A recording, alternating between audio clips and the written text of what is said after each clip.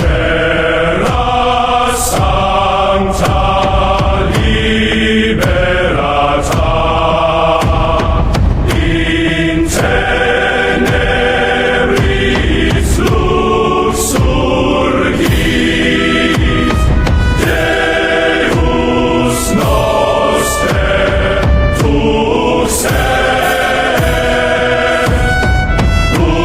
pugnamus sine timore.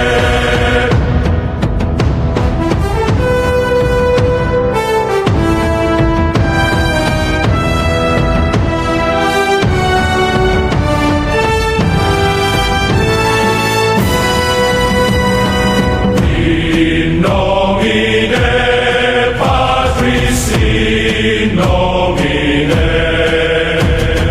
Filii Victoria clamat,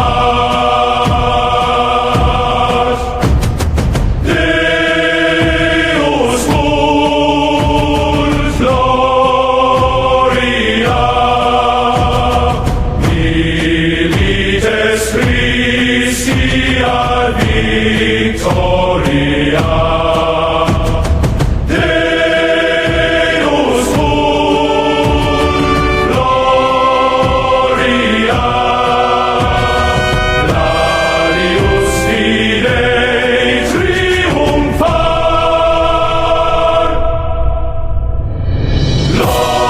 Gloria, gloria, Deus vult in aeternum.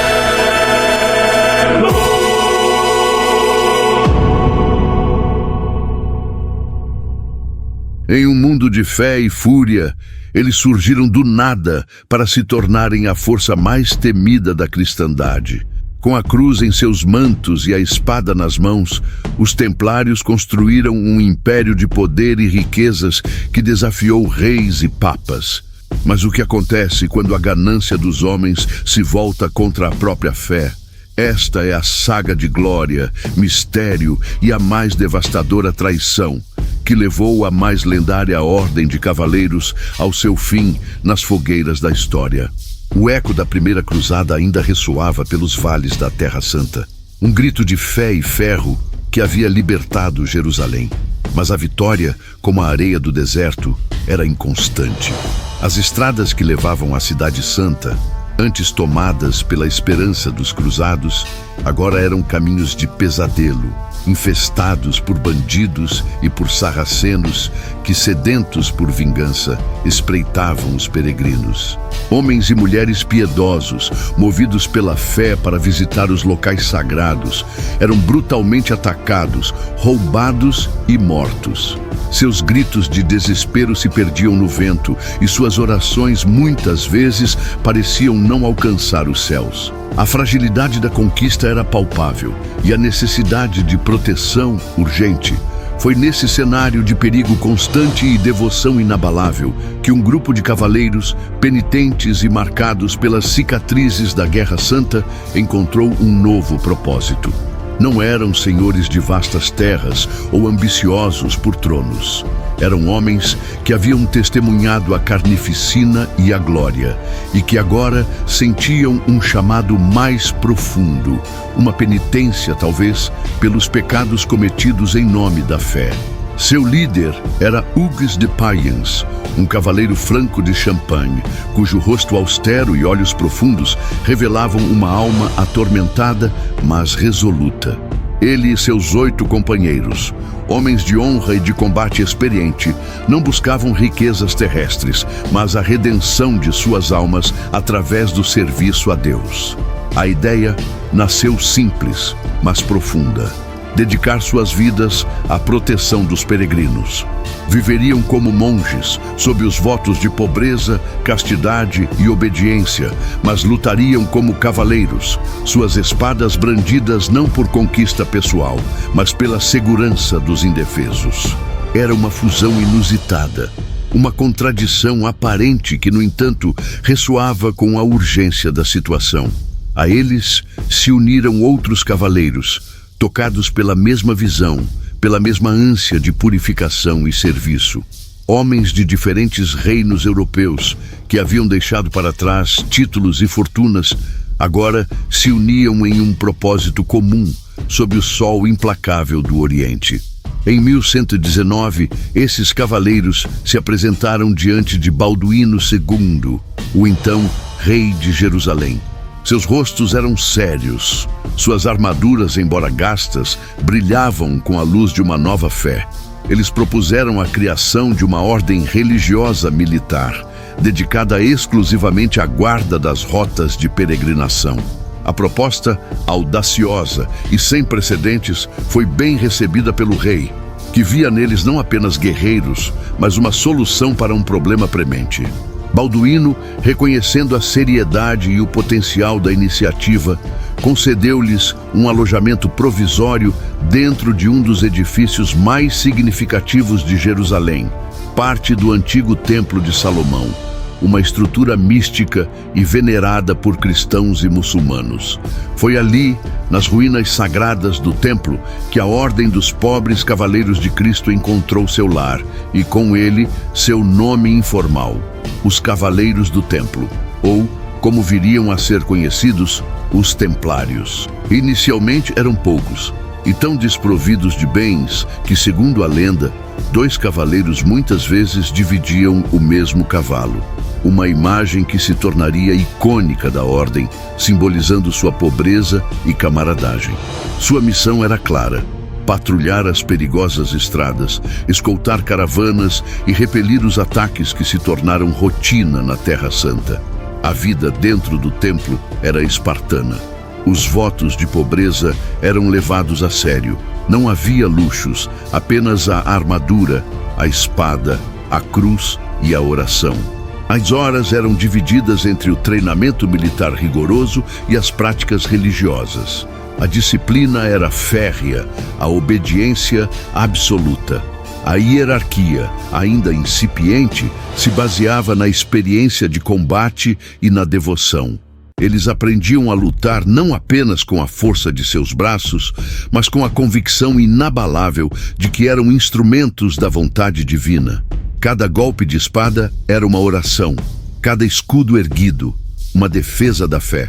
Seu primeiro uniforme era simples, uma túnica branca que se destacava contra o sol oriental, ainda sem o distintivo que os tornaria famosos. Essa túnica representava sua pureza e sua renúncia ao mundo material. A espada, para eles, não era um instrumento de conquista pessoal, mas uma extensão da sua fé, um meio de cumprir a promessa de proteger os peregrinos na Terra Santa. Eles eram monges guerreiros, uma nova raça de combatentes nascida da necessidade e da devoção, pronta para derramar seu próprio sangue em nome do cristianismo e da segurança dos fiéis. A visão de Hugues de Payens estava tomando forma. Os templários não seriam apenas uma milícia, seriam uma ordem com propósito espiritual, um baluarte contra o caos que ameaçava Jerusalém. As histórias de sua bravura e abnegação começaram a se espalhar, sussurradas pelos peregrinos que haviam sido salvos de emboscadas e ecoadas pelos mercadores que viam neles uma nova esperança para o comércio. O chamado de Jerusalém, iniciado com a cruzada, agora se manifestava de uma nova forma, mais estruturada e devota, pronta para enfrentar os desafios que viriam. A Ordem dos Templários estava nascendo das cinzas da guerra, um símbolo de fé e de uma determinação inquebrantável. Os primeiros anos da Ordem, antes de sua formalização, foram marcados por uma existência precária, mas fervorosa, vivendo nas dependências do Templo de Salomão, um local que se tornaria intrínseco à sua identidade. Os cavaleiros de Hugues de Payens dedicavam-se a uma rotina de oração e treinamento militar. A pobreza autoimposta era rigorosa, possuíam apenas o essencial para a batalha e a vida monástica. Compartilhavam tudo, desde as armas até os poucos cavalos que possuíam, simbolizando uma união indissolúvel. Essa vida de sacrifício e camaradagem forjou neles uma disciplina e uma resiliência que seriam cruciais para os desafios futuros. Eles eram, em essência, os primeiros protótipos de uma nova classe de guerreiros, os monges soldados. A presença dos templários nas estradas de Jerusalém começou a fazer uma diferença notável. Pequenos grupos, identificáveis por suas simples túnicas brancas e o escudo que ostentava a cruz e o templo, patrulhavam as rotas. Seus machados e espadas eram rápidos e eficientes contra os salteadores e bandidos, muitos dos quais eram sarracenos desorganizados ou mercenários oportunistas. As histórias de peregrinos salvos de emboscadas e de caravanas que chegavam ilesas à Cidade Santa começaram a se espalhar. A gratidão dos fiéis era imensa, e as doações, ainda que modestas no início, começaram a chegar, oferecendo um vislumbre do potencial que a ordem viria a ter. No entanto, a criação de uma ordem militar religiosa era um conceito novo, e sua legitimidade precisava ser solidificada. Era imperativo que eles obtivessem o apoio formal da Igreja Católica, não apenas do rei de Jerusalém. Assim, Hugues de Payens e alguns de seus cavaleiros empreenderam uma jornada desafiadora de volta à Europa, buscando o reconhecimento papal e a aprovação de uma regra formal para sua ordem.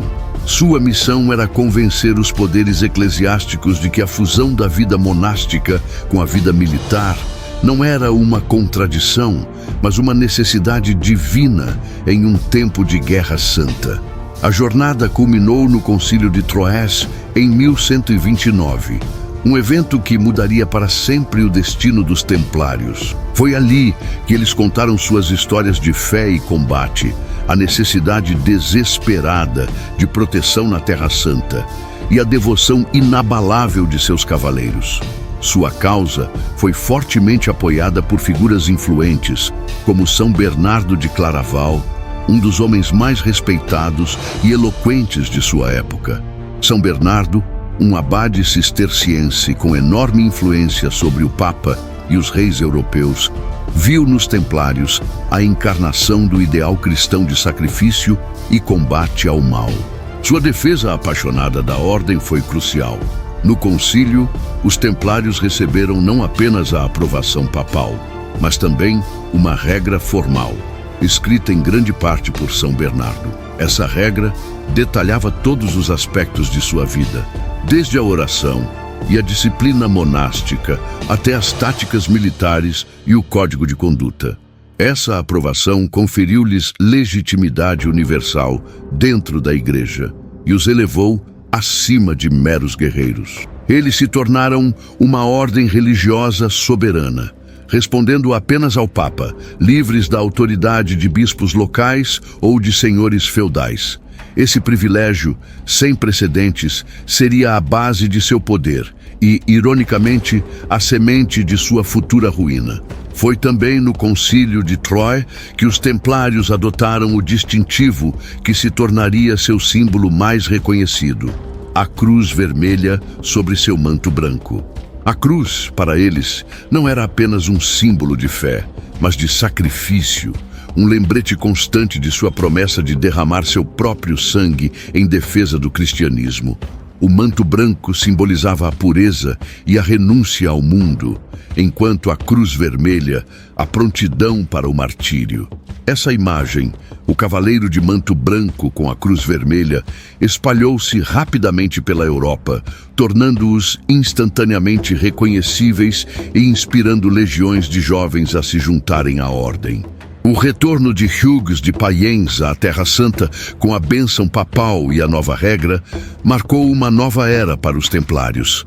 Eles não eram mais um pequeno grupo de cavaleiros penitentes, mas uma ordem poderosa, com uma missão clara e o apoio da maior autoridade espiritual da cristandade. As doações começaram a fluir, terras foram concedidas e jovens nobres e camponeses piedosos, atraídos pela reputação de bravura e pela promessa de salvação, afluíram para se juntar às suas fileiras. O chamado de Jerusalém, que antes era um sussurro, agora era um clamor, e os templários estavam prontos para responder, forjando seu destino com a espada e a cruz. O palco estava montado para sua ascensão como a mais poderosa e enigmática das ordens militares da Idade Média. Eles eram verdadeiramente a espada de Deus. Com a aprovação papal e o reconhecimento de São Bernardo, os templários explodiram em proeminência.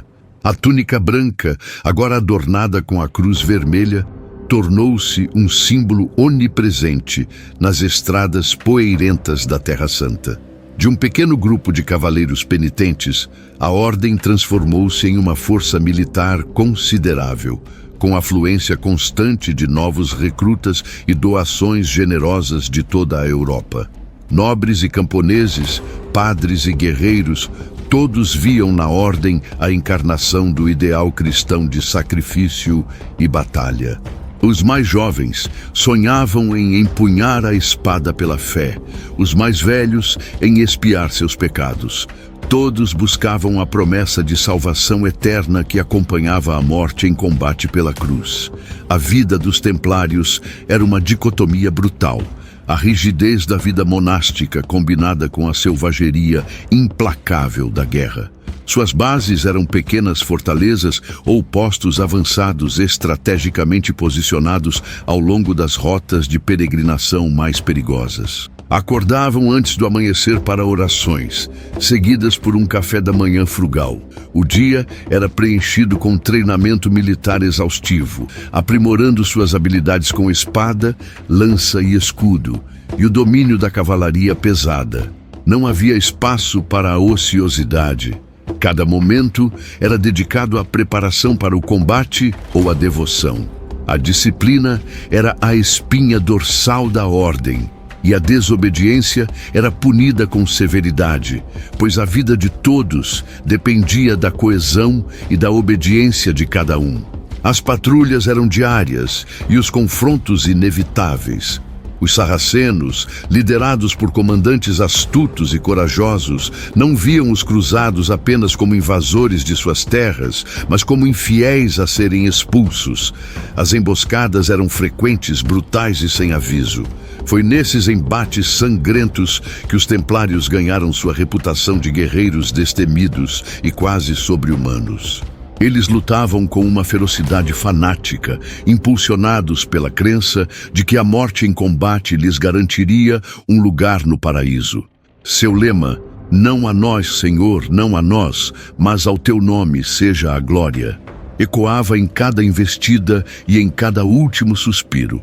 O batismo de fogo dos templários ocorreu repetidamente nas pequenas escaramuças, nas poeirentas estradas da Palestina. Não eram grandes batalhas campais no início, mas confrontos rápidos e violentos.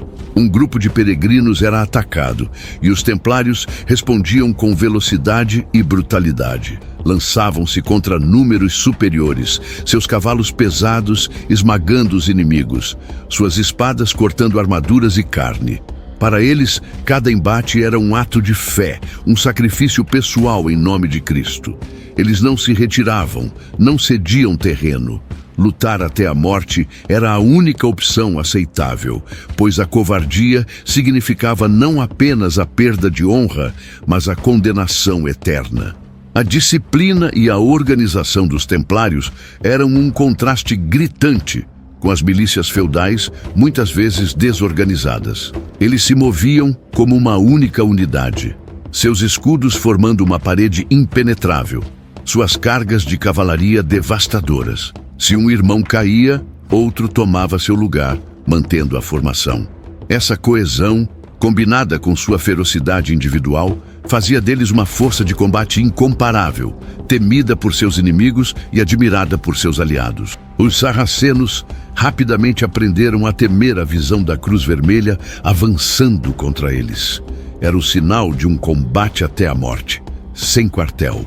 Foi durante um desses combates nas proximidades de Ascalão, uma das cidades costeiras mais disputadas, que a reputação dos templários atingiu um novo patamar. Um comboio de suprimentos vital para Jerusalém estava sob ataque pesado por uma força sarracena consideravelmente maior. Os poucos cavaleiros de Hugues de Payens que os escoltavam estavam à beira da derrota, muitos já caídos.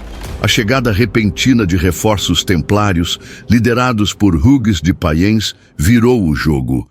A carga foi implacável, a disciplina férrea e a ferocidade dos cavaleiros assustadora. Eles não apenas repeliram o ataque, mas perseguiram os sarracenos em retirada, infligindo pesadas baixas. O sangue derramado naquele dia, o sangue de seus irmãos e o de seus inimigos, consagrou os cavaleiros como verdadeiros guardiões da fé. As notícias de suas proezas se espalharam rapidamente, não apenas entre os cristãos, mas também entre os muçulmanos. Eles eram chamados de demônios brancos por alguns, os cães de Cristo por outros. Seu símbolo, a cruz vermelha, tornou-se um ícone de esperança para os peregrinos e um presságio de morte para os inimigos. Essa imagem da cruz vermelha não era apenas um distintivo, era um grito de guerra silencioso, uma promessa de que a fé seria defendida até o último homem, até a última gota de sangue. Os templários não eram mais apenas cavaleiros, eram uma força espiritual e militar, o escudo de Deus na Terra Santa, prontos para enfrentar qualquer desafio em nome de sua missão sagrada. Sua história estava apenas começando. As primeiras vitórias dos templários, ainda que em escaramuças de menor porte, chamaram a atenção não só dos peregrinos, mas também dos líderes militares na Terra Santa. Os cruzados, que frequentemente sofriam com a falta de disciplina e a desunião entre seus próprios senhores feudais, viam na ordem uma esperança. A organização militar dos templários era incomparável. Eles se moviam como um único corpo, com táticas de cavalaria pesada que eram tanto devastadoras quanto disciplinadas. Em uma época onde a guerra era frequentemente caótica, os templários apresentavam uma frente unida e uma ferocidade controlada, agindo com a precisão de uma máquina de guerra. Em cada confronto, a cruz vermelha sobre seus mantos brancos tornava-se mais do que um símbolo. Era um estandarte de esperança para os cristãos e um presságio de morte para os sarracenos. As histórias de sua bravura e de sua aparente indiferença à morte se espalhavam rapidamente. Eles não se rendiam, nunca. Lutavam até o último homem, preferindo a morte gloriosa em combate à desonra da captura ou da fuga. Essa filosofia de martírio em batalha era a pedra angular de sua fé e o segredo de sua invencibilidade tática. Para eles, cada embate era uma oportunidade de alcançar o paraíso e cada golpe de espada uma oração. A reputação dos templários cresceu exponencialmente. Sua presença nas estradas não apenas protegia os peregrinos, mas também dava um senso de segurança às cidades costeiras e aos reinos latinos da Terra Santa. Reis e nobres europeus, impressionados com os relatos de sua bravura, começaram a enviar mais doações e a encorajar seus próprios súditos a se juntarem à ordem. A promessa de salvação, combinada com a chance de servir a Deus em batalha e a fama crescente dos templários, atraía jovens de todas as classes sociais. De repente, a Ordem dos Pobres Cavaleiros de Cristo não era mais pobre em membros, embora os votos individuais de pobreza ainda fossem rigorosamente mantidos. Um dos momentos cruciais desse batismo de fogo coletivo ocorreu na Batalha de Harim, em 1164. Embora a batalha tenha sido uma derrota esmagadora para as forças cruzadas como um todo, a conduta dos templários nela foi exemplar. Eles se recusaram a recuar, formando uma retaguarda impenetrável contra as forças superiores de Nur ad-Din, o líder muçulmano. Muitos foram massacrados e alguns de seus líderes, incluindo o grão-mestre da ordem na época, foram capturados. Mesmo diante de tal derrota, sua postura indomável solidificou sua imagem de guerreiros inabaláveis. A lenda de sua ferocidade e devoção apenas cresceu. Eles também tiveram um papel fundamental na defesa de fortalezas. Os castelos templários, construídos com uma engenharia militar avançada, eram bastiões de resistência, muitos deles projetados para serem inexpugnáveis. Cavaleiros treinados nessas fortalezas eram especialistas em táticas de cerco e defesa, transformando seus redutos em armadilhas mortais para qualquer exército que ousasse se aproximar. A experiência adquirida nesses combates brutais e na defesa implacável de suas posições fez deles os mais habilidosos engenheiros e estrategistas militares de seu tempo.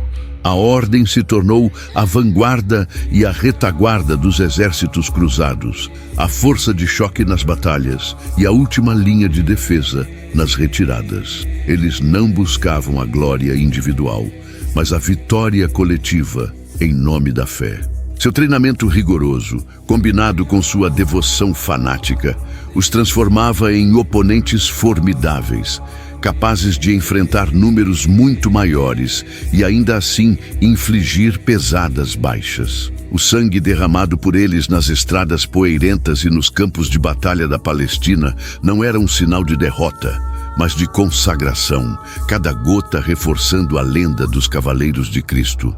Assim, através do batismo de fogo, a Ordem dos Templários não apenas provou seu valor, mas também esculpiu sua identidade na própria rocha da Terra Santa. Eles emergiram como os guardiões da fé por excelência, a ponta de lança da cristandade no Oriente. O símbolo da Cruz Vermelha não representava apenas sua devoção, mas também o terror que eles inspiravam em seus inimigos e a esperança que ofereciam aos fiéis. O mundo agora sabia que os Templários eram uma força a ser reconhecida, um poder que combinava a fé inabalável de um monge com a perícia e a brutalidade de um cavaleiro de guerra. Sua ascensão estava apenas começando, e o próximo capítulo prometia ainda mais poder e influência. O Concílio de Troyes não foi apenas um ponto de virada para os Templários. Foi o alicerce sobre o qual eles construiriam um poder sem precedentes. Com a bênção papal, a Ordem deixou de ser uma milícia local para se tornar uma força internacional, respondendo apenas à autoridade de Roma. Esse privilégio, único entre as ordens militares, conferiu-lhes uma independência e uma influência que muitos reis e nobres viriam a invejar. Eles eram, de fato, o escudo do Papa, um braço armado da fé que transcendia fronteiras políticas e interesses seculares. As doações começaram a fluir em um ritmo torrencial. Terras, castelos, vilas inteiras, dinheiro, gado, suprimentos, tudo era oferecido aos templários por nobres e plebeus de toda a Europa, ansiosos por garantir sua própria salvação ou a de seus entes queridos. A crença popular de que doar para a ordem era um caminho direto para o paraíso impulsionou essa generosidade sem limites. A imagem do cavaleiro de manto branco com a cruz vermelha, lutando em terras distantes, evocava uma devoção profunda e um desejo de participar, mesmo que indiretamente, da defesa da Terra Santa. Com essa riqueza colossal, os templários começaram a expandir sua infraestrutura. Por toda a Europa e na Terra Santa, fortalezas foram construídas ou reformadas, tornando-se bastiões impenetráveis da Ordem. Essas fortalezas, como o Crac de Chevalier e o Château Pèlerin, não eram apenas guarnições militares, eram centros administrativos, armazéns e, em muitos casos, protobancos. A engenharia militar templária era avançadíssima para a época, com projetos inovadores que resistiam a cercos prolongados e ofereciam vantagem tática em defesa. Cada fortaleza era um símbolo visível do crescente poder e riqueza da ordem. No entanto, a influência dos templários não se limitava aos campos de batalha ou às fortalezas. Eles desenvolveram um sofisticado sistema bancário, que se tornou uma das maiores inovações financeiras da Idade Média. Peregrinos e cruzados podiam depositar seu dinheiro com os templários em uma cidade da Europa e retirá-lo em outra, na Terra Santa, através de um sistema de notas de crédito. Isso eliminava o perigo de transportar grandes somas de dinheiro em viagens perigosas. E confiança na ordem era absoluta. Sua integridade e disciplina garantiam que o dinheiro estaria seguro. Essa rede bancária se estendeu por toda a Europa, tornando os templários os maiores banqueiros do Ocidente, emprestando dinheiro a reis, papas e senhores feudais. O crescimento em poder, riquezas e influência dos templários era vertiginoso. Eles não eram apenas monges guerreiros, eram uma potência econômica, política e militar. Suas casas do templo na Europa funcionavam como embaixadas, centros de recrutamento e bases logísticas para suas operações na Terra Santa. Eles eram consultados por reis em questões de guerra e paz, e sua voz tinha peso em cortes e conselhos. A ordem operava com uma eficiência e organização que rivalizavam com os estados mais desenvolvidos da época, com uma hierarquia clara e um fluxo de informações e recursos que poucos podiam igualar. A disciplina interna da ordem era lendária. Os cavaleiros juravam votos de pobreza individual, castidade e obediência. Embora a ordem fosse imensamente rica, os cavaleiros em si viviam de forma austera, sem posses pessoais. Essa devoção ao ideal monástico, combinada com sua ferocidade em combate, tornava-os admirados e temidos. Eles eram os mais leais e confiáveis defensores da Igreja, a espada e o escudo da fé em um mundo em constante conflito.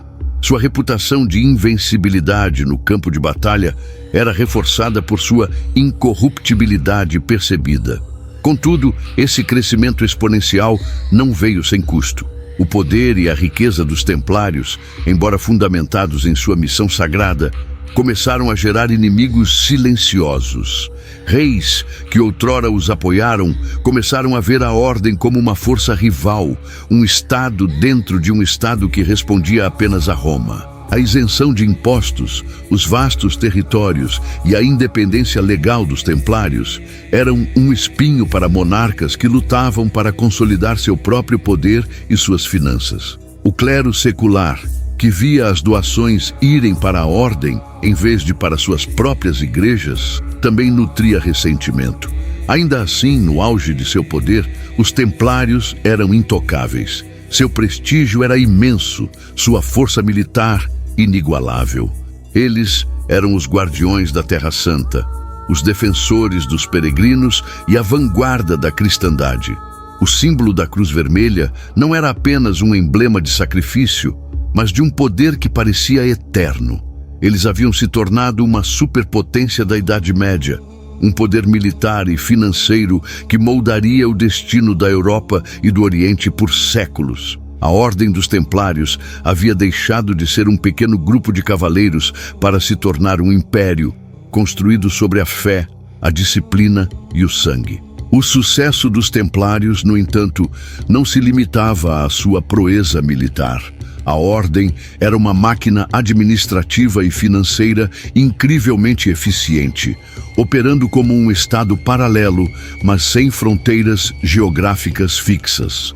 Suas casas do templo espalhadas pela Europa não eram apenas centros de recrutamento e treinamento. Elas funcionavam como vastos complexos agrícolas, manufatureiros e comerciais. Produziam seus próprios alimentos, tecidos e equipamentos, gerando receita e garantindo a autossuficiência. Essa capacidade de autogestão em larga escala era algo inédito para a época, e a inveja que isso despertava começava a se enraizar. A rede bancária templária, em particular, era a joia da coroa de seu poder econômico. Com filiais em cidades estratégicas como Paris, Londres e Acre, eles facilitavam o fluxo de capital entre o Oriente e o Ocidente. Reis, nobres, mercadores e até mesmo o papado utilizavam os serviços dos templários para transferir fundos, tomar empréstimos e guardar seus tesouros. O sistema de cartas de crédito, pré-pagamento em um local e saque em outro, revolucionou as viagens e o comércio, tornando as longas jornadas mais seguras e eficientes. A ordem era a guardiã de vastas somas de dinheiro e bens, e sua reputação de integridade e segurança era inquestionável. Isso os tornava indispensáveis, mas também perigosamente poderosos. A riqueza dos templários também se manifestava em suas vastas terras. As doações de terras, castelos e vilas eram tão frequentes que a ordem se tornou uma das maiores proprietárias de terras na Europa. Elas gerenciavam essas propriedades com uma eficiência agrícola notável, utilizando métodos avançados de cultivo e irrigação. Isso não apenas sustentava a ordem, mas também gerava um excedente significativo de riqueza, que era reinvestido em mais fortalezas, navios e equipamentos militares, ou enviado para sustentar suas operações na Terra Santa. Sua isenção de impostos, concedida pelo Papa, significava que toda essa riqueza permanecia dentro da ordem, acumulando-se e crescendo sem o ônus das obrigações feudais. Politicamente, os templários operavam com uma independência notável. Respondendo apenas ao Papa, eles podiam cruzar fronteiras, negociar tratados e até mesmo ignorar as ordens de monarcas locais se as considerassem contrárias aos interesses da ordem ou da Terra Santa. Essa autonomia lhes dava uma flexibilidade estratégica no campo de batalha e na diplomacia que outros exércitos não possuíam. Eles eram frequentemente consultados em questões militares e políticas de grande importância, e a voz do grão-mestre tinha um peso considerável nas cortes europeias.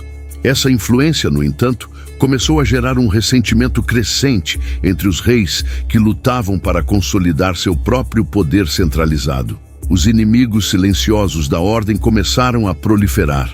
Além dos monarcas ambiciosos, o clero secular, bispos e abades locais, via as imensas doações desviarem-se para os templários em vez de para suas próprias igrejas. Alguns nobres invejavam a riqueza e o prestígio da ordem, enquanto outros se sentiam humilhados pela lealdade inabalável dos templários apenas a Roma. Rumores e calúnias começaram a circular, inicialmente discretos, questionando a verdadeira natureza da riqueza da ordem e o segredo de suas operações internas. Apesar dessas sementes de inveja e ressentimento, os templários, no auge de seu poder, eram considerados intocáveis. Sua missão sagrada na Terra Santa lhes conferia uma aura de santidade, e a proteção papal garantia sua segurança legal e política. Eles eram os heróis da cristandade, a linha de frente contra o Islã, e a sua existência parecia essencial para a sobrevivência dos reinos cruzados. A imagem do cavaleiro de manto branco com a cruz vermelha era sinônimo de coragem, devoção e uma força imparável, um verdadeiro escudo do Papa contra qualquer ameaça à fé. A ordem havia transformado uma promessa humilde em um império vasto e complexo. Eles controlavam terras, tesouros e exércitos, influenciando a política e a economia de toda a Europa. Sua ascensão foi meteórica e seu poder imenso. No entanto, a semente da destruição estava sendo plantada no mesmo solo fértil que lhes proporcionou seu crescimento. A riqueza e a influência que os tornaram o escudo do Papa também seriam a arma que eventualmente viraria contra eles, atraindo a cobiça e a desconfiança de seus próprios aliados. O próximo capítulo veria a ordem atuar nas sombras, com uma lâmina invisível que aprofundaria ainda mais o mistério e a inveja que a cercavam. À medida que o poder dos templários crescia e suas fortalezas se erguiam imponentes sobre a paisagem do Oriente e do Ocidente, a ordem começou a operar em um plano que ia muito além dos campos de batalha abertos. A inteligência, a organização e o sigilo, que antes eram ferramentas para a guerra, transformaram-se em atributos de uma rede oculta, tornando os templários uma lâmina invisível nos bastidores da cruzada. Eles não eram apenas guerreiros em armaduras brilhantes. Eram também estrategistas, diplomatas e, em segredo, mestres de uma vasta rede de informações que se estendia da Terra Santa até as cortes mais distantes da Europa. As missões dos templários frequentemente exigiam mais do que a força bruta de um cavaleiro. Eles atuavam como espiões e mensageiros, cruzando fronteiras hostis com informações vitais para os líderes cruzados ou para o Papa. Sua autoridade eclesiástica e sua reputação de incorruptibilidade lhes davam acesso a círculos de poder que seriam fechados para outros. Cavaleiros templários, disfarçados ou usando a capa da ordem, podiam se infiltrar em território inimigo para coletar dados sobre movimentos de tropas, planos de batalha e até mesmo a moral dos exércitos sarracenos. A informação era uma arma tão poderosa quanto a espada, e os templários a dominavam. Além do papel militar e de inteligência, os templários se destacaram como banqueiros de uma escala e sofisticação nunca antes vistas. Não era apenas o serviço de depósito e saque para peregrinos. A ordem se tornou o principal financiador de reis, príncipes e da própria igreja. Eles concediam empréstimos gigantescos para coroas em guerra, cobrando juros, embora eufemisticamente chamados de custos administrativos, que lhes garantiam ainda mais riqueza. A confiança em sua honestidade e na segurança de seus fundos era tão grande que vastas fortunas eram confiadas à sua guarda. Reis depositavam seus tesouros nas casas do templo em Paris e Londres, sabendo que estariam seguros de ladrões e, ironicamente, de seus próprios vassalos rebeldes. O papel de juízes e árbitros também se tornou uma faceta inesperada de sua influência. Sua neutralidade, garantida por sua subordinação direta ao Papa, e sua reputação de disciplina e retidão, os tornavam mediadores ideais em disputas entre nobres ou até mesmo entre reinos. Muitas vezes, um templário era convocado para resolver impasses ou para garantir a justiça em situações onde a autoridade secular estava comprometida. Eles agiam com uma autoridade moral que reforçava ainda mais seu prestígio e seu poder. As missões secretas da ordem se espalhavam para além do combate direto, infiltrando-se nos tecidos políticos e sociais da Europa e do Oriente. Os templários também desempenhavam um papel crucial na diplomacia. Serviam como enviados do Papa ou de reis cruzados para negociar tréguas, trocas de prisioneiros ou tratados de paz com líderes muçulmanos. Sua reputação de guerreiros ferozes, mas também de homens de palavra, lhes conferia um respeito relutante até mesmo de seus inimigos mais implacáveis. Eles dominavam vários idiomas, incluindo o árabe, o que era uma raridade entre os europeus da época, permitindo-lhes navegar pelas complexas relações culturais e políticas do Oriente. Foi nesse cenário de intrigas e operações veladas que os rumores de um artefato sagrado começaram a surgir. Sussurros sobre o Santo Graal, a Arca da Aliança ou relíquias ainda mais antigas, supostamente descobertas pelos templários sob as ruínas do Templo de Salomão, começaram a circular. Alimentados pelo mistério que cercava a ordem, especialmente seus rituais secretos e o local de sua fundação, esses rumores se espalharam como fogo selvagem. A ideia de que os templários não apenas protegiam o caminho para Jerusalém, mas que também haviam desenterrado um tesouro de conhecimento ou poder divino, adicionou uma camada mística e perigosa à sua reputação. Esses rumores, embora nunca confirmados, contribuíram para a aura enigmática da ordem. Eles eram vistos como detentores de segredos profundos, com uma conexão especial com o sagrado. Essa percepção aumentava tanto a devoção quanto a desconfiança em relação a eles.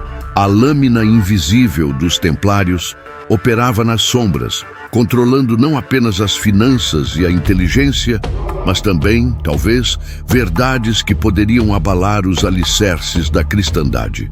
Esse poder oculto, combinado com sua riqueza e autoridade formal, os tornava um alvo para a cobiça e a paranoia, transformando seus aliados de hoje nos seus carrascos de amanhã.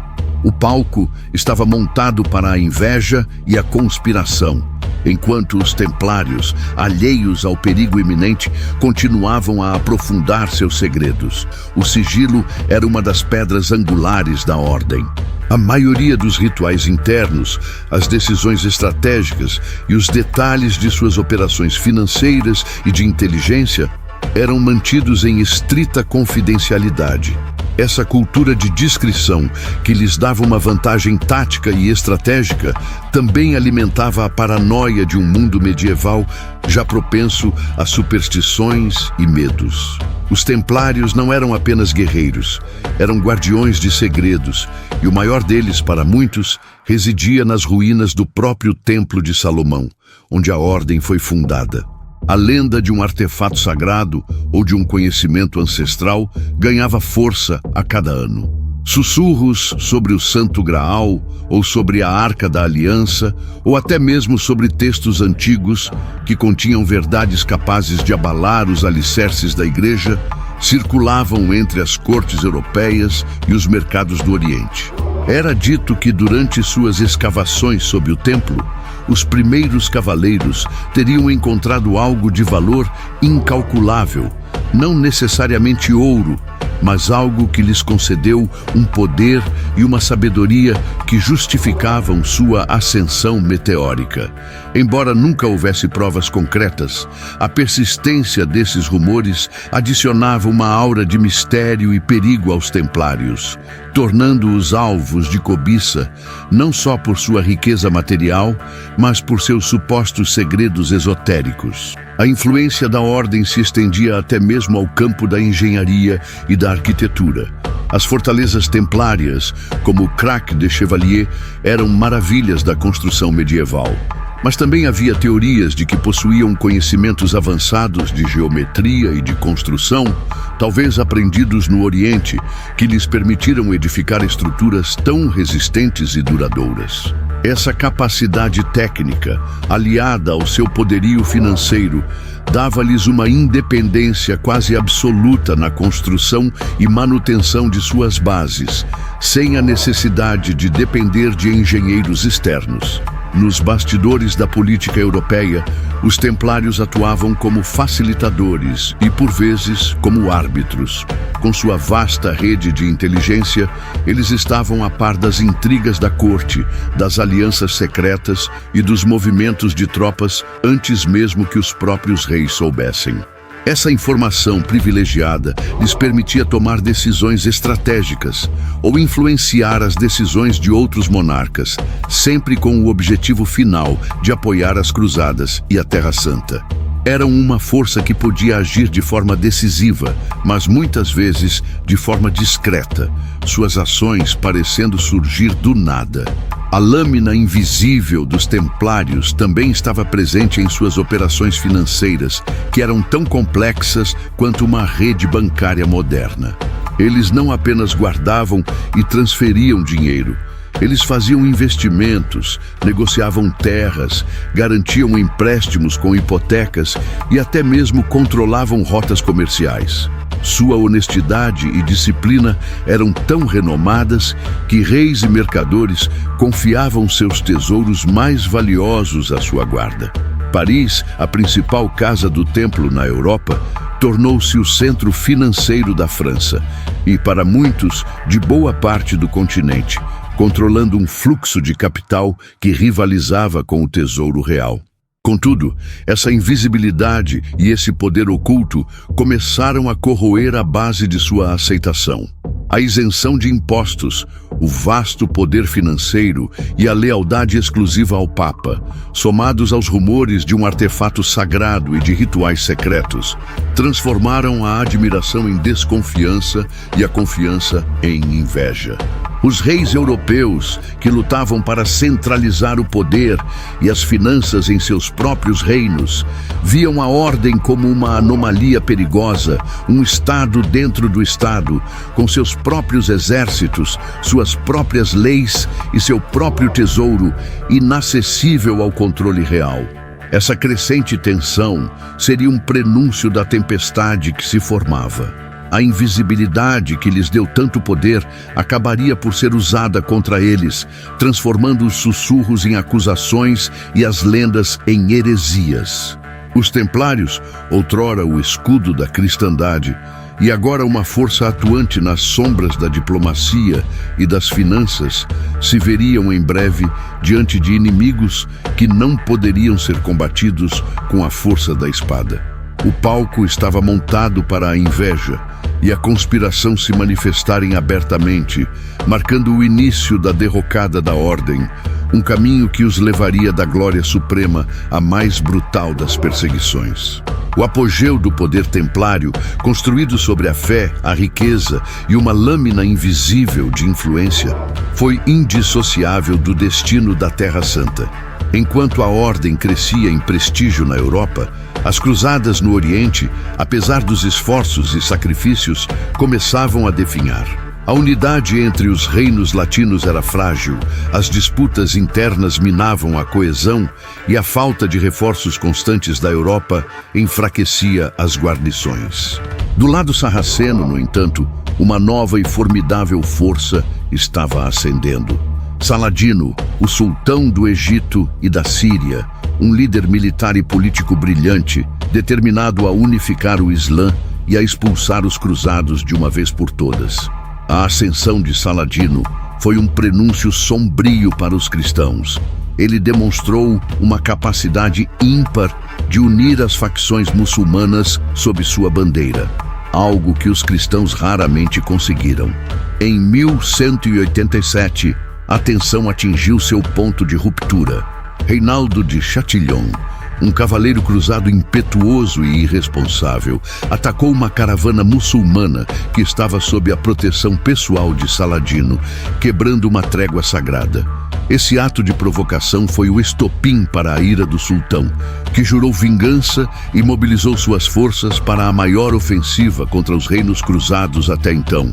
A resposta cristã foi a convocação de todas as forças disponíveis. O grão-mestre dos templários, Gérard de Ridefort, um homem de fé inabalável, mas de questionável habilidade tática, juntou-se ao exército principal de Guy de Lusignan, rei de Jerusalém.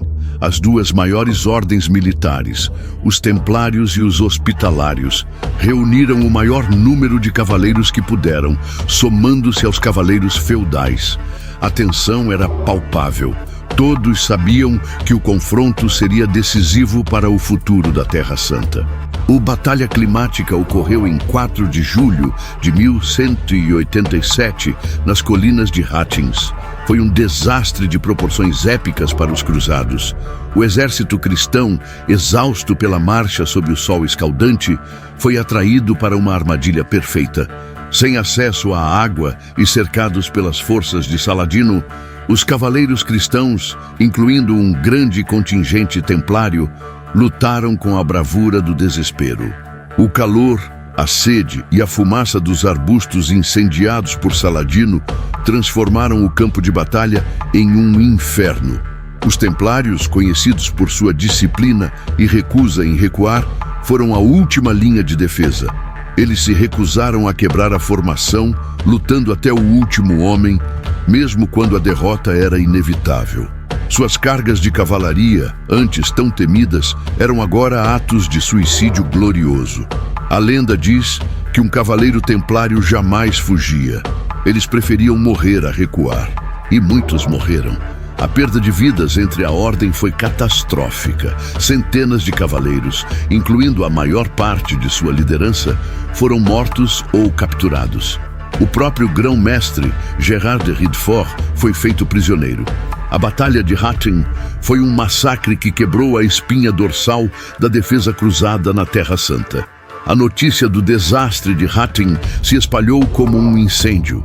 Sem um exército capaz de defendê-la, a queda de Jerusalém era apenas uma questão de tempo. Saladino, com seu exército vitorioso, marchou sobre a Cidade Santa.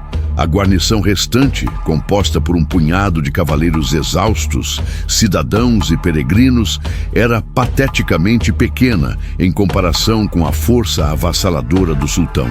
A moral estava desfeita. A esperança se desvanecia a cada dia.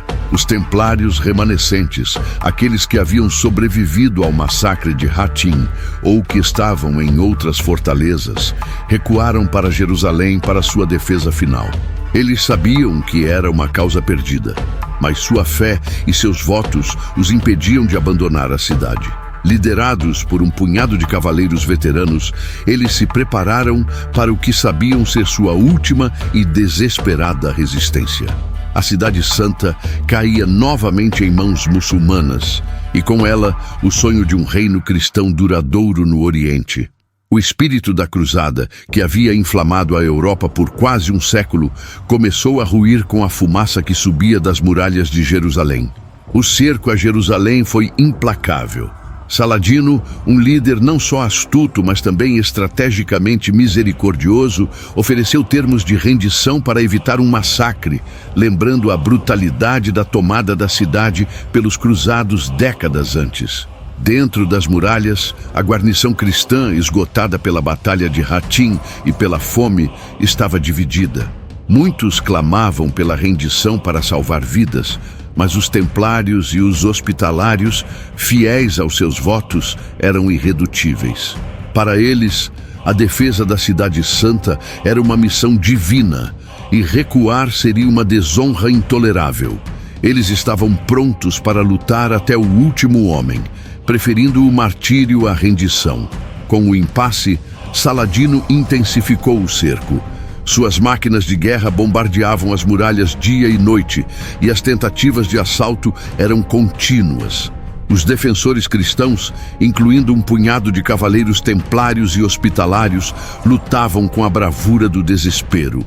Eles reparavam as brechas nas muralhas com pedras e barro, repeliam os assaltos com baldes de azeite fervente e flechas, e faziam surtidas audaciosas para atacar os acampamentos inimigos. Mas a disparidade numérica era esmagadora, e a fadiga e a fome estavam cobrando seu preço. Finalmente, após semanas de resistência heróica, a situação tornou-se insustentável. A rainha Sibila de Jerusalém e Balian de Ibelim, um dos poucos nobres sobreviventes com alguma autoridade, negociaram um acordo com Saladino. Em um ato de notável magnanimidade, Saladino permitiu que os cristãos que pudessem pagar um resgate deixassem a cidade em segurança. Para os templários, a capitulação, mesmo sob tais termos, era um golpe devastador. A cidade pela qual eles juraram lutar e morrer estava agora sob controle muçulmano. O símbolo máximo de sua missão havia sido perdido. A queda de Jerusalém em outubro de 1187 foi um ponto de inflexão, não apenas para as cruzadas, mas para a própria ordem dos templários. A perda da Cidade Santa, o epicentro de sua razão de ser, abalou profundamente a moral da ordem. O espírito da cruzada começou a ruir em toda a Europa. A notícia da derrota de Hattin e da subsequente perda de Jerusalém gerou um choque profundo no Ocidente, levando à convocação da Terceira Cruzada. Mas a fé inabalável que antes impulsionava as massas começou a ser substituída por um sentimento de cansaço e frustração. Para os templários, a perda de Jerusalém significou uma reavaliação de sua estratégia. Eles recuaram para as cidades costeiras que ainda estavam sob controle cristão, como Acre, Tiro e Trípoli, transformando-as em suas novas bases de operações. Acre, em particular, tornou-se a capital de fato dos reinos cruzados e o novo quartel-general da ordem. Apesar da derrota esmagadora, os templários não desistiram. Eles mantiveram sua disciplina e sua organização e continuaram a lutar com a mesma ferocidade, agora com um senso de urgência ainda maior para recapturar o que havia sido perdido. No entanto, a derrota deixou cicatrizes profundas. A dúvida e o desespero se infiltraram na ordem, especialmente entre os que questionavam a liderança de grão-mestre Gérard de Ridefort, que havia sido libertado por Saladino em troca de um juramento de não portar armas contra ele, juramento que ele prontamente quebrou. As divisões internas entre as ordens militares e os nobres cruzados se aprofundaram, minando ainda mais a já frágil unidade cristã. Muitos perguntavam como uma ordem tão poderosa e santa pôde ter permitido que Jerusalém caísse. A imagem dos templários, antes intocável, começou a ser levemente arranhada. Embora ainda fossem respeitados por sua bravura em combate, a aura de invencibilidade havia sido quebrada. As doações, embora ainda significativas, não chegavam com a mesma torrente de antes. A perda de vidas e de territórios na Terra Santa os forçou a redirecionar recursos e a focar na defesa de suas poucas fortalezas restantes. Apesar de tudo, a ordem permaneceu firme em sua missão. Eles participaram ativamente das campanhas da Terceira Cruzada, especialmente no cerco e na retomada de Acre, demonstrando que sua ferocidade e disciplina militar ainda eram incomparáveis. Mas a reconquista de Jerusalém nunca se concretizaria. A Terra Santa estava se tornando um pardo, e os templários, outrora o escudo inabalável do Papa, se veriam cada vez mais isolados e sem um propósito claro de existir em sua forma original. A semente da desconfiança, plantada em seus anos de poder e agora regada pela derrota, floresceria em uma conspiração mortal. A queda de Jerusalém foi um golpe devastador, não apenas para a moral dos cruzados, mas também para a imagem dos templários. Embora eles tivessem lutado com bravura exemplar até o fim, a perda da cidade santa, o cerne de sua razão de ser, corroeu a aura de invencibilidade e proteção divina que os cercava. A Europa, exausta por séculos de guerras santas e com as arcas reais cada vez mais vazias, começou a questionar o propósito e a eficácia das ordens militares. A Grande Cruzada havia falhado, e com ela o brilho da estrela templária começou a diminuir, abrindo espaço para a inveja e o ressentimento que se acumulavam há anos. Com o fim das cruzadas ativas e a perda definitiva da Terra Santa, Acre, a última fortaleza cruzada, cairia em 1291. Os templários se viram em uma posição paradoxal. Eles eram a ordem militar mais rica e poderosa da Europa, com uma vasta rede de castelos, terras e um sistema bancário que controlava uma parte significativa da economia ocidental. No entanto, sua missão original, proteger os peregrinos e a Terra Santa, havia em grande parte desaparecido. Onde antes eram heróis, agora eram vistos por muitos como um anacronismo, uma vasta organização com imensa riqueza e poder, mas sem um propósito claro de guerra santa. Essa mudança no cenário político e religioso da Europa coincidiu com o surgimento de monarcas cada vez mais poderosos, que buscavam consolidar seu controle sobre seus próprios reinos. Reis e nobres invejavam o poder dos templários. A ordem era isenta de impostos, respondia diretamente ao Papa e possuía uma autonomia que nenhum outro senhor ou organização desfrutava. Seus vastos tesouros, acumulados ao longo de 2 séculos de doações e operações bancárias, eram uma tentação irresistível para coroas endividadas. Muitos reis viam os templários não mais como aliados, mas como um Estado dentro do Estado, uma ameaça à sua soberania e à sua capacidade de financiar suas próprias guerras e luxos. O principal e mais implacável desses monarcas foi Filipe IV da França, conhecido como o Belo.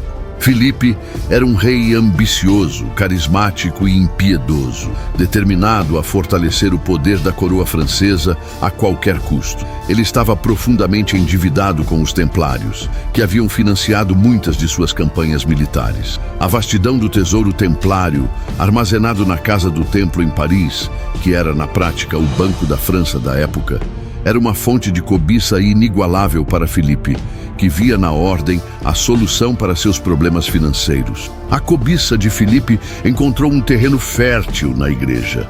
Embora os templários fossem o escudo do Papa, a própria relação entre o papado e os monarcas europeus estava tensa. Filipe já havia enfrentado o Papa Bonifácio VIII em disputas de poder e havia conseguido eleger um Papa francês, Clemente V, que era mais maleável e, de certa forma, subordinado à sua vontade. Essa aliança entre um rei ambicioso e um papa fraco seria a chave para a ruína dos templários. A conspiração contra a ordem começou a se tecer silenciosamente. Filipe, com sua mente estratégica e seus conselheiros astutos, não podia simplesmente atacar os templários abertamente. Eles eram ricos, poderosos e ainda tinham apoio popular em muitas regiões. Ele precisava de uma justificativa moral e legal para sua ação. A arma perfeita seria a acusação de heresia, a mais grave das ofensas aos olhos da igreja e do povo. Essa acusação, se provada, permitiria a confiscação de seus bens sem contestação e destruiria sua reputação de uma vez por todas. Rumores antigos e calúnias, antes sussurradas, foram ressuscitados e amplificados. As acusações eram chocantes. Adoração de ídolos demoníacos, como o misterioso Bafomé, renegação de Cristo, cuspir na cruz, práticas homossexuais, rituais secretos obscenos. Tais acusações, embora absurdas e infundadas, eram perfeitas para inflamar o fervor religioso e a aversão popular. A caçada silenciosa havia começado, com espiões e agentes de Filipe se infiltrando na ordem, coletando testemunhos e preparando o terreno para o golpe final. A fé que havia erguido os templários seria a mesma arma usada para derrubá-los, transformando os cavaleiros de Cristo nos inimigos de Deus aos olhos do mundo. A teia da conspiração de Filipe IV contra os templários foi tecida com paciência e crueldade. Seus conselheiros, especialmente Guillaume de Nogaret e Enguerrand de Marigny, eram mestres em manipulação política e legal. Eles sabiam que um ataque direto aos templários seria arriscado, dada a popularidade e o poderio militar da ordem. A estratégia, portanto, era minar sua reputação, isolá-los e, finalmente, aniquilá-los sob o pretexto da heresia, a acusação mais grave e que permitiria a confiscação de seus vastos bens sem qualquer oposição significativa. As acusações contra os templários eram cuidadosamente fabricadas e sistematicamente espalhadas. Os rumores de rituais secretos que já circulavam devido à natureza enigmática da ordem foram distorcidos e transformados em alegações de adoração ao diabo, de cuspir na cruz durante as cerimônias de iniciação, de sodomia e de adoração a uma cabeça barbada misteriosa chamada Baphomet. Essas acusações, apesar de grotescas e sem fundamento, eram perfeitas para chocar e horrorizar a população medieval, que era profundamente religiosa e supersticiosa. A imagem dos Cavaleiros de Cristo, os heróis da Terra Santa, foi sistematicamente transformada na de inimigos de Deus, hereges e apóstatas. A chave para o plano de Filipe era a cooperação do Papa Clemente V. Clemente, um francês, havia sido eleito sob a forte influência de Filipe e estava, em grande parte, à mercê do rei. Filipe usou uma combinação de pressão política, ameaças veladas e a promessa de apoio papal em outras questões, para garantir que o Papa não apenas permitisse as acusações, mas as apoiasse, emitindo bulas papais que instigariam a perseguição. A aliança entre o poder temporal e o espiritual, um papa fraco e um rei implacável, selaria o destino dos templários. A caçada silenciosa começou com a infiltração de agentes de Filipe na ordem e a coleta de testemunhos forjados. Ex-templários descontentes ou aqueles que haviam sido expulsos por má conduta foram subornados ou coagidos a depor contra a ordem. Esses testemunhos eram repletos de detalhes escandalosos e blasfemos, desenhados para chocar e justificar a ação do rei. As acusações foram formalmente apresentadas ao Papa, que, sob pressão, instruiu seus bispos a investigar a ordem, dando a Filipe a legitimidade que ele tanto buscava. Na madrugada de sexta-feira, 13 de outubro de 1307, o golpe final foi desferido. Em uma operação coordenada e surpreendente, agentes de Filipe realizaram prisões em massa de templários por toda a França. Cavaleiros, sargentos e até mesmo o grão-mestre, Jacques de Molay, foram detidos simultaneamente, impedindo qualquer chance de resistência organizada ou de esconder os tesouros da ordem. As prisões foram acompanhadas de confiscação imediata de todos os bens templários, incluindo castelos, terras e os inestimáveis tesouros guardados nas casas do templo. O plano de Filipe estava em pleno andamento, e a riqueza da ordem agora estava em suas mãos. A surpresa da operação foi total. Os templários, acostumados à sua imunidade e ao seu poder, não esperavam tal ataque. A ironia era cruel. A mesma organização e disciplina que os tornara tão poderosos agora dificultava sua defesa. Eles eram uma força militar, não um corpo político preparado para lutar contra acusações de heresia em tribunais. Sua lealdade ao Papa e seu voto de obediência os tornavam vulneráveis à autoridade eclesiástica que estava sendo manipulada pelo rei. Com as prisões em massa, os templários foram submetidos a interrogatórios brutais, conduzidos pelos inquisidores do rei e do Papa. A tortura se tornou a ferramenta principal para arrancar confissões forjadas. O cavaleiro, antes um modelo de honra e coragem, era quebrado física e mentalmente, forçado a admitir heresias que jamais cometeu. A cada confissão, a acusação contra a ordem ganhava mais peso, fornecendo a Filipe a justificativa para prosseguir com seu plano de aniquilação. A imagem dos templários, os outrora escudo do Papa, havia sido completamente subvertida. Eles eram agora o inimigo, a encarnação do mal e da heresia, marcados para a destruição. A estratégia de Filipe, cruel em sua essência, mostrou-se terrivelmente eficaz. O poder da ordem, construído ao longo de 2 séculos de sacrifícios e glória, estava prestes a ser consumido pelas chamas da Inquisição, um espetáculo de terror que marcaria o fim de uma era e o nascimento de uma das maiores lendas de mistério da história. O próximo capítulo veria as chamas subirem, e com elas, a verdade e a mentira se entrelaçarem no destino dos cavaleiros do templo. A prisão em massa dos templários, em 13 de outubro de 1307, marcou o início de um dos capítulos mais sombrios e brutais da história medieval. Os cavaleiros, antes venerados como os guardiões da fé, foram arrastados de seus postos, seus mantos brancos com a cruz vermelha agora símbolos de uma suposta apostasia. A máquina da Inquisição, uma ferramenta poderosa da Igreja para combater a heresia, foi mobilizada com uma eficiência aterrorizante, mas agora sob a orquestração do rei Filipe IV. O objetivo não era a verdade, mas a confissão. Uma confissão que justificaria a destruição e a pilhagem de uma das ordens mais ricas e influentes da Europa. Os interrogatórios eram conduzidos por inquisidores implacáveis, muitas vezes com a presença de agentes do rei. A técnica era uma só: a tortura. Não importava a reputação, a idade ou a condição física do cavaleiro. Todos eram submetidos a métodos desumanos. O cavalete, o estiramento, a roda, o esmagamento de polegares, a privação de sono e comida, cada tormento era projetado para quebrar a vontade dos homens, forçando-os a confessar crimes que não haviam cometido.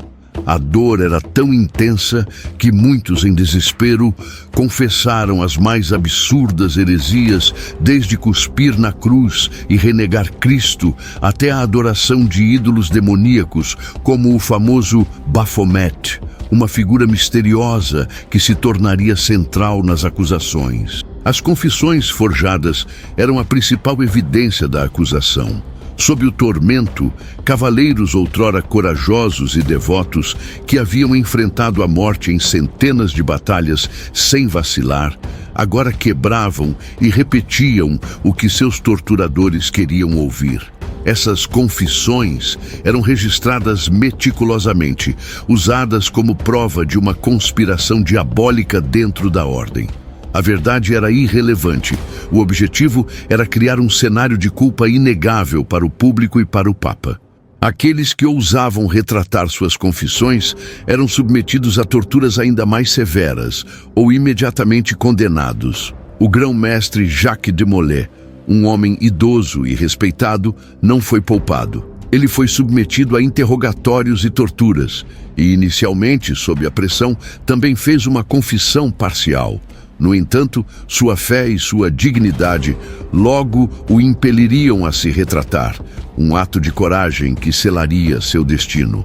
A imagem dos cavaleiros de Cristo sendo submetidos a tal barbárie era um choque para muitos, mas o medo da Inquisição e a propaganda real eram poderosos demais para serem contestados abertamente.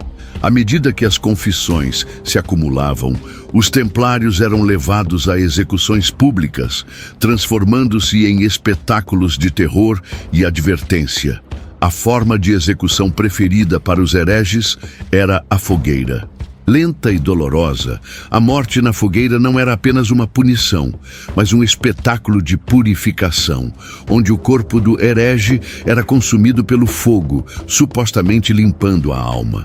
Praças públicas em toda a França se tornaram palcos para essas demonstrações brutais de poder eclesiástico e real.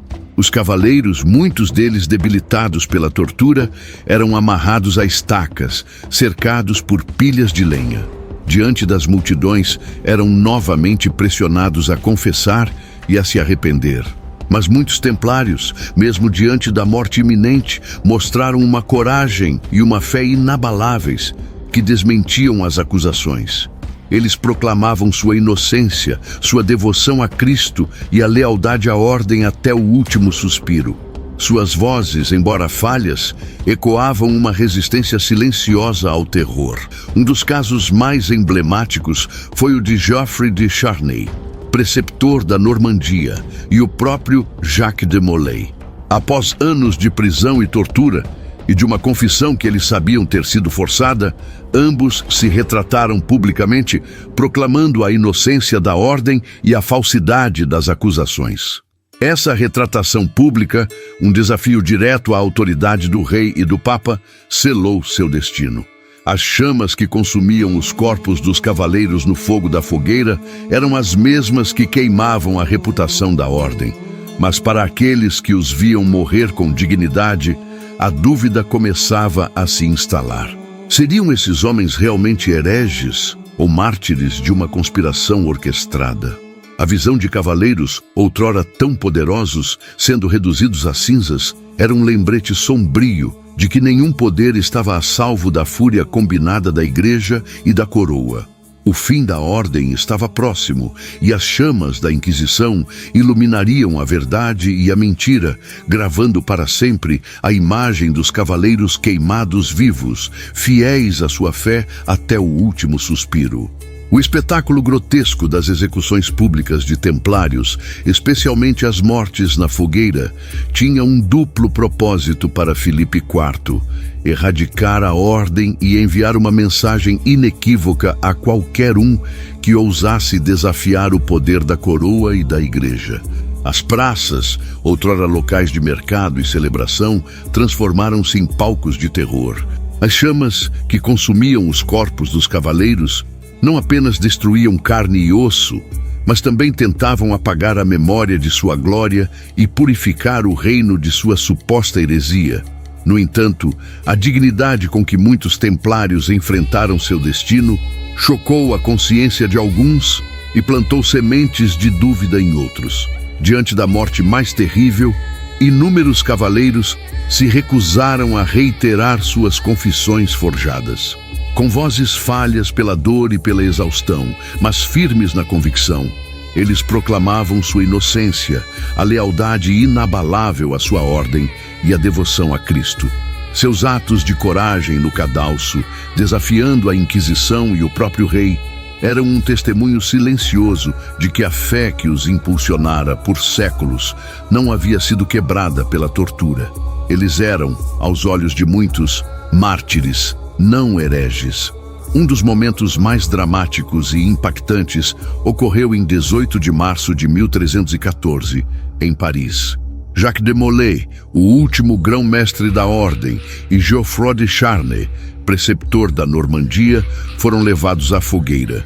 Por anos, eles haviam resistido à tortura e, embora Molay tivesse cedido brevemente sob a pressão, ambos se retrataram publicamente de suas confissões em frente à Catedral de Notre-Dame, declarando a ordem inocente de todas as acusações. Esse ato de extrema bravura selou o destino deles. Filipe, furioso com a afronta pública, ordenou que fossem queimados imediatamente na Ilha aux Juifs, uma pequena ilha no Sena. Diante das chamas, Jacques de Molay manteve uma postura digna e desafiadora. Segundo a lenda, enquanto o fogo subia e o consumia, ele convocou o Papa Clemente V e o rei Filipe IV para comparecerem diante do Tribunal de Deus dentro de 1 ano e 1 dia, respectivamente. Essa profecia ecoou por toda a Europa e, assustadoramente para seus algozes, ambos, Papa e Rei, morreram dentro do prazo estipulado por Molay. A maldição do grão-mestre adicionou uma camada mística e sombria à já trágica história da ordem, cimentando a ideia de que os templários eram de fato abençoados por Deus e seus perseguidores amaldiçoados. A execução de Molay marcou o fim simbólico da Ordem dos Cavaleiros Templários. Embora alguns templários em outras partes da Europa tenham tido destinos menos brutais, muitos foram absorvidos por outras ordens, como os hospitalários em Portugal e Castela. A ordem, como entidade independente e poderosa, foi desmantelada.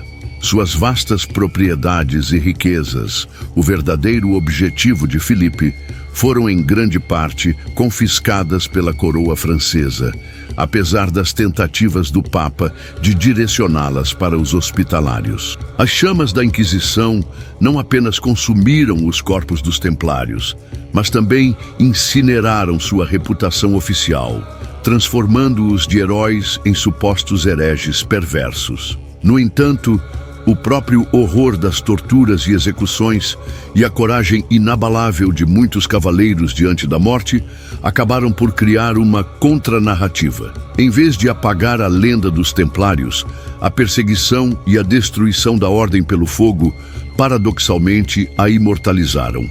A história dos cavaleiros queimados vivos, fiéis à sua fé até o último suspiro, tornou-se um conto de martírio e resistência, não de heresia. A tragédia da ordem, a forma como foi traída e destruída por aqueles que deveriam protegê-la, garantiu seu lugar indelével na história e na imaginação popular. O último suspiro de Jacques de Molay na fogueira não foi um fim, mas um começo para a lenda do último segredo dos templários, um mistério que perduraria por séculos e alimentaria inúmeras teorias e conspirações. As chamas que consumiram Jacques de Molay e Geoffroy de Charny em Paris não purificaram o reino de Filipe IV como ele esperava. Ao contrário, acenderam uma chama de mistério e vingança que queimaria por séculos. A profecia de Molay, clamando que o Papa Clemente V e o próprio rei o seguissem no tribunal divino em breve, se cumpriu de forma assombrosa. Clemente V morreu em abril de 1314 e Filipe IV em novembro do mesmo ano. Essa coincidência macabra cimentou na mente popular a ideia de que a ordem era verdadeiramente abençoada e que seus algozes haviam sido atingidos pela justiça divina. A morte dos Templários, longe de ser o fim, foi o nascimento de sua lenda mais duradoura.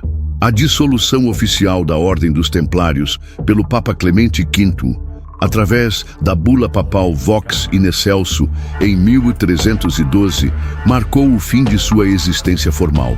Suas vastas propriedades foram, em teoria, transferidas para a Ordem dos Hospitalários, mas na prática, grande parte de seus bens na França foi rapidamente confiscada pela coroa francesa, enriquecendo Filipe às custas do sangue dos cavaleiros. Em outras partes da Europa, como Portugal, Aragão e Castela, os templários ou seus bens foram integrados a novas ordens militares, como a Ordem de Cristo em Portugal, demonstrando que nem todos os monarcas viam a ordem com os mesmos olhos cobiçosos de Filipe.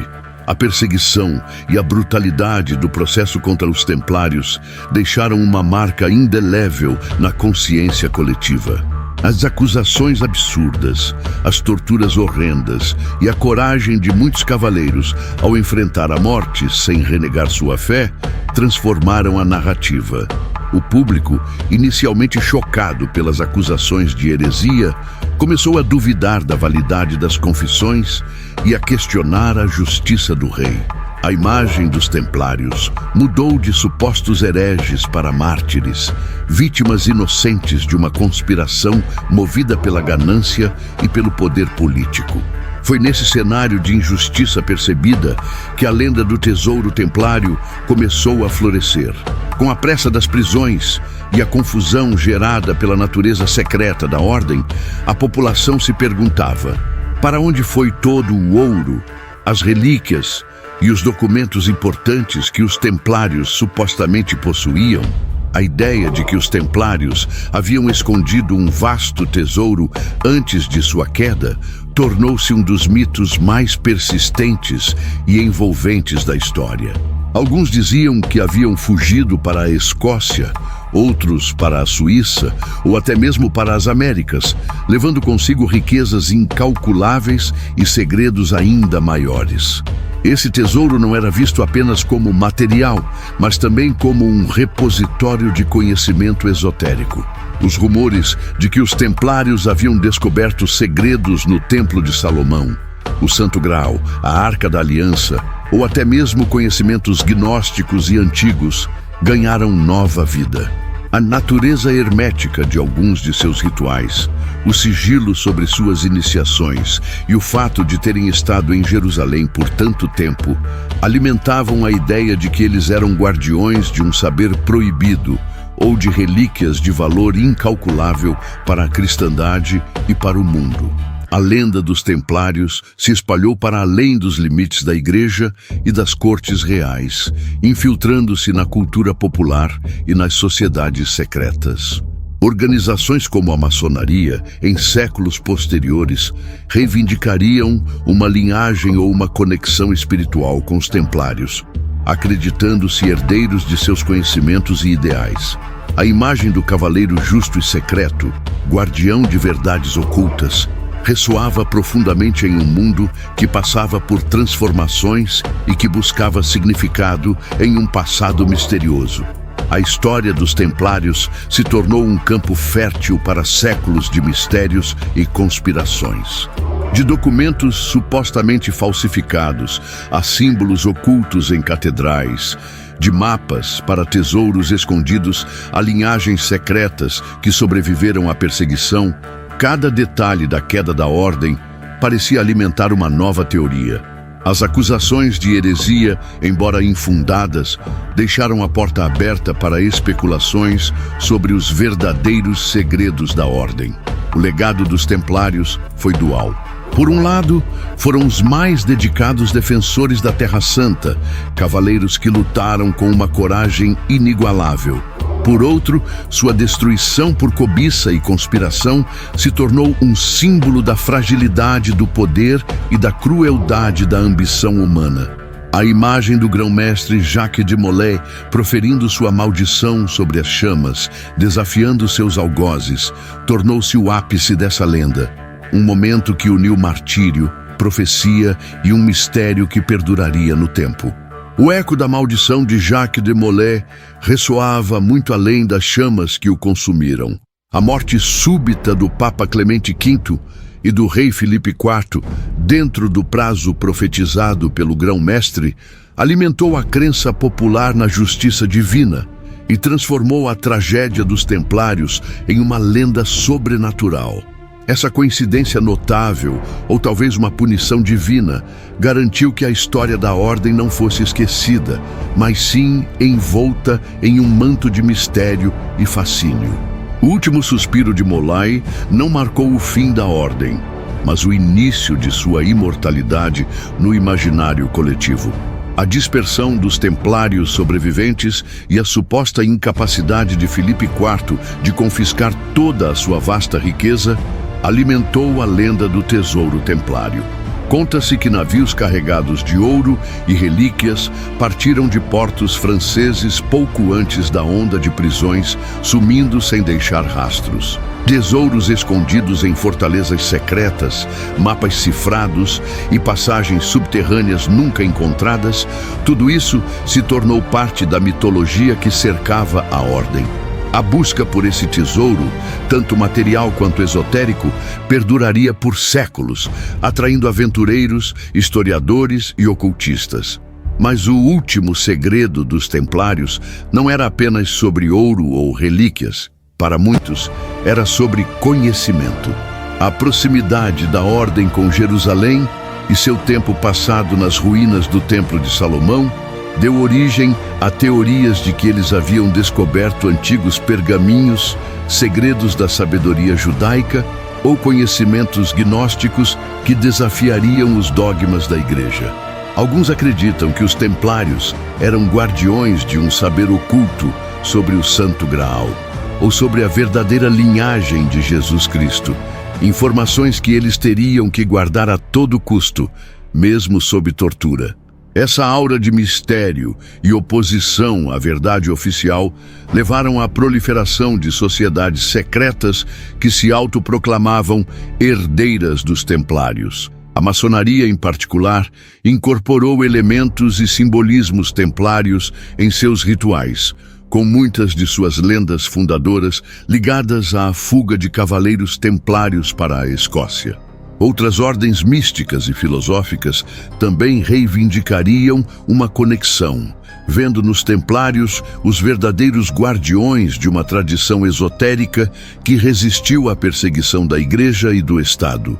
A figura do cavaleiro templário se transformou em um arquétipo de coragem e lealdade, mas também de sacrifício e traição. De heróis cristãos, eles foram redefinidos como mártires da ganância real e da manipulação eclesiástica. A história de sua queda brutal se tornou uma parábola sobre o perigo do poder absoluto e da inveja. A ideia de que um grupo tão poderoso e com uma missão tão sagrada pudesse ser destruído por acusações falsas chocou a imaginação popular e alimentou um ceticismo sobre a autoridade que antes era impensável. Assim, os templários, mesmo após sua dissolução oficial, continuaram a exercer uma influência cultural e simbólica imensa. Eles são retratados em inúmeras obras de ficção, filmes, livros e jogos, quase sempre como guardiões de segredos antigos, mestres de artes marciais ou vítimas de uma conspiração grandiosa. O seu legado transcende a história para entrar no reino do mito. Eles se tornaram um símbolo de lealdade inabalável, de mistério insondável e de uma injustiça tão profunda que ecoa através dos séculos. A saga dos Templários, desde o seu chamado de Jerusalém até o seu último segredo, é um testemunho do poder da fé, da ambição humana e da trágica ironia do destino. Eles foram a espada de Deus, forjados no batismo de fogo, protegidos pelo escudo do Papa e atuando com uma lâmina invisível de poder.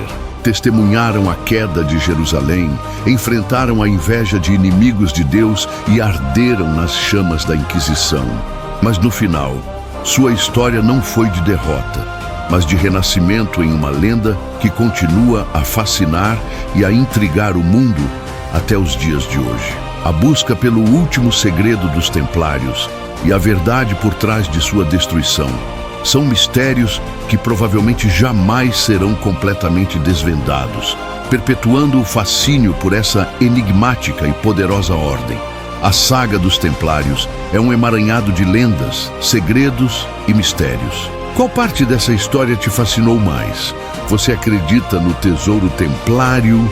Deixe sua opinião nos comentários e vamos continuar desvendando os maiores segredos da história juntos. Não se esqueça de deixar o seu like e se inscrever no canal Imperadores para mais jornadas épicas.